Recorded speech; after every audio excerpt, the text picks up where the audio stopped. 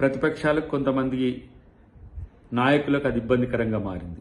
గత ప్రభుత్వంలో సకల జన సర్వే పేరు మీద లిమ్కా బుక్ ఆఫ్ రికార్డ్స్లో పొందుపరచడానికి అన్నట్టు జరిగిన ఆ సర్వేలో దేశంలోనే కాదు అంతర్జాతీయ స్థాయిలో ఉన్న తెలంగాణ వాళ్ళందరూ వచ్చి రికార్డు స్థాయిలో రికార్డు చేయించుకున్నప్పటికీ కూడా ఆ వివరాలను బయట పెట్టకపోగా, పబ్లిక్ డొమైన్ లేకపోగా ఇలా వాళ్ళు మాది కూడా పబ్లిక్ డాక్యుమెంట్ అంటున్న పరిస్థితి మనం చూస్తున్నాం.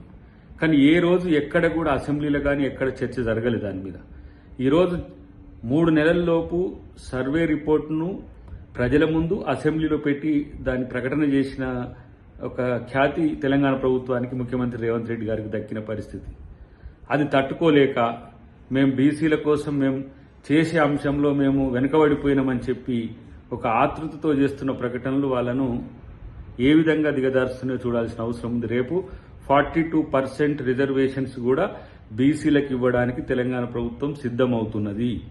అది టెక్నికల్ ఇష్యూస్ ఉన్నా, ఎలాంటి ఇష్యూస్ ఉన్నా ఈ మధ్యనే ఈశ్వరయ్య గారు కూడా ఒక డాక్యుమెంట్ తయారు చేసిండ్రు. దాన్ని కూడా ప్రభుత్వం పరిశీలిస్తుంది. క్యాప్ను పక్కన పెట్టైనా సరే ఏ విధంగా బీసీలకు రిజర్వేషన్లు ఇవ్వచ్చో ప్రభుత్వం ఆలోచిస్తున్నది.